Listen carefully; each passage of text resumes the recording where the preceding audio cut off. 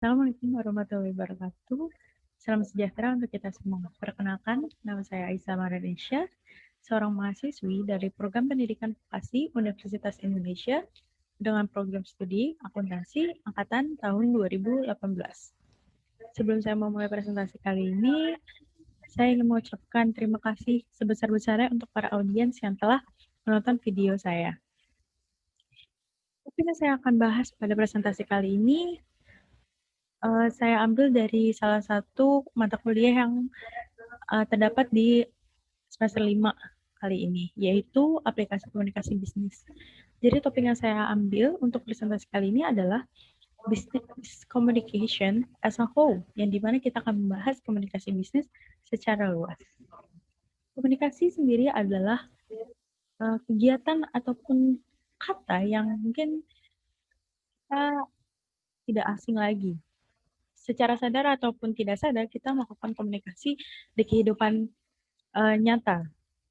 Komunikasi sendiri adalah proses di mana terdapat dua entitas atau lebih yang dimana bertujuan untuk memahami dalam informasi yang diberikan oleh salah satu pihak.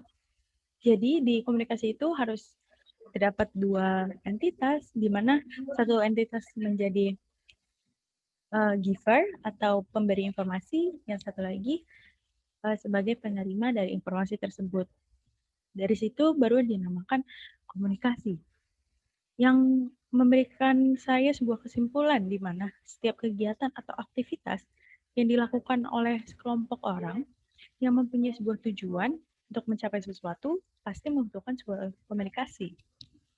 Karena menurut saya, dikarenakan nature dari komunikasi itu adalah untuk memberikan dan memahami dari suatu informasi, jadi sekelompok orang yang mempunyai tujuan ini pasti membutuhkan komunikasi untuk menunjang proses dari mendapatkan tujuan yang mereka telah targetkan. Maka dari itu, bisnis tidak akan pernah lepas dengan namanya komunikasi. Karena bisnis sendiri adalah aktivitas yang dilakukan secara terorganisir dalam suatu perusahaan yang menyediakan barang dan jasa untuk konsumen dengan tujuan memperoleh laba atau profit. Dikarenakan bisnis itu mempunyai tujuan yang dimana memperoleh laba, komunikasi pasti akan diperlukan untuk menunjang proses perusahaan untuk mendapatkan laba tersebut. Nah, perusahaan atau entitas dapat menggunakan dua bentuk komunikasi, verbal maupun non-verbal. Secara verbal, komunikasi itu sering dilakukan di dalam aktivitas-aktivitas bisnis. Contohnya seperti customer service dan pelanggan, ya, di mana customer service ini memberikan informasi kepada pelanggan atas pertanyaan yang mereka ajukan, yang dimana di proses akhirnya para pelanggan ini mengerti dan akan membeli produk atau jasa yang perusahaan berikan. Selain itu, tidak hanya dengan hubungan pelanggan dan klien atau pelanggan dan pegawai atau perusahaan, komunikasi secara verbal juga dilakukan oleh internal perusahaan sendiri. Dikarenakan bisnis itu adalah proses yang terorganisir dari perusahaan, sehingga perusahaan pasti mempunyai level of management, yang dimana ada 3, operasional, manajerial, dan strategis. Di sini komunikasi bisa terjadi secara horizontal maupun vertikal. Horizontal secara linear maupun di satu linear maupun vertikal antar linear.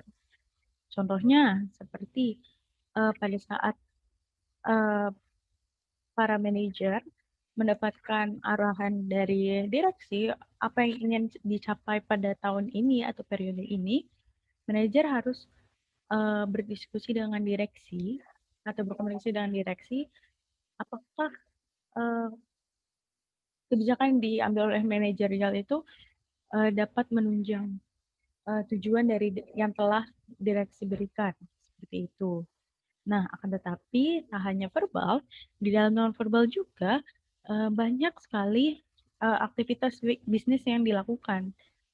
di dalam komunikasi. Contohnya, di akhir tahun, setiap perusahaan wajib mengeluarkan yang namanya laporan keuangan, yang dimana di dalam laporan keuangan ini, perusahaan berkomunikasikan kepada pihak eksternal atau pihak luar, seperti investor, masyarakat umum, bank, dan pemerintah, bagaimana keadaan perusahaan kali ini, pada periode tahun ini.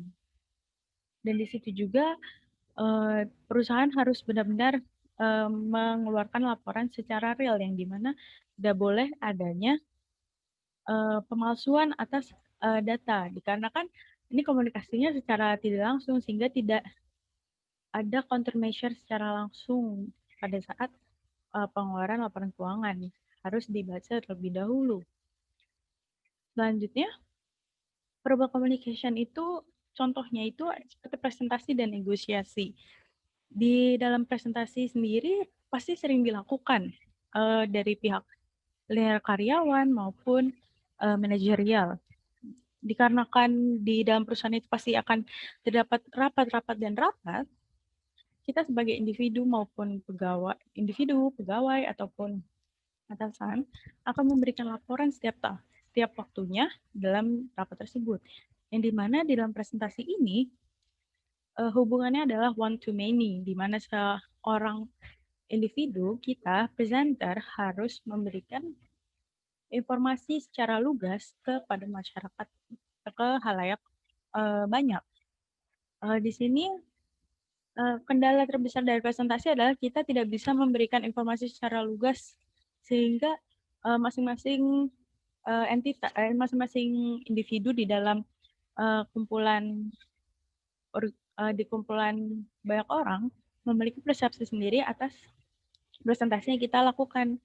Nah, hal tersebut baik tidak dilakukan karena tujuan dari komunikasi sendiri itu adalah agar setiap orang memahami satu makna atau satu isi dari informasi yang kita berikan.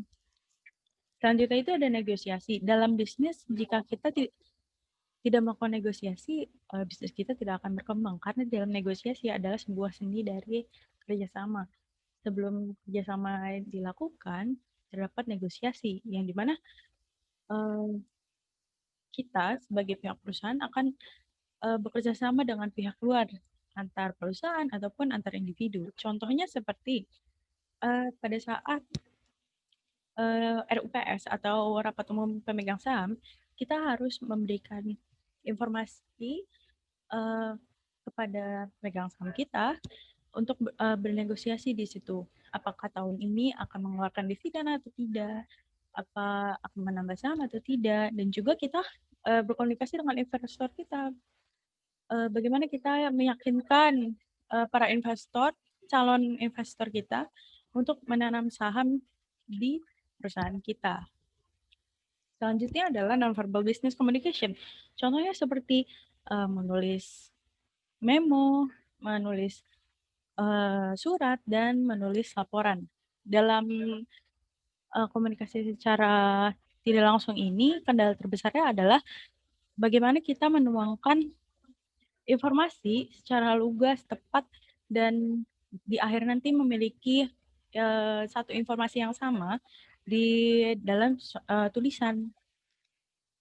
Bagaimana kesannya agar tidak terlalu bertele-tele ataupun tidak terlalu singkat dalam memberikan informasi.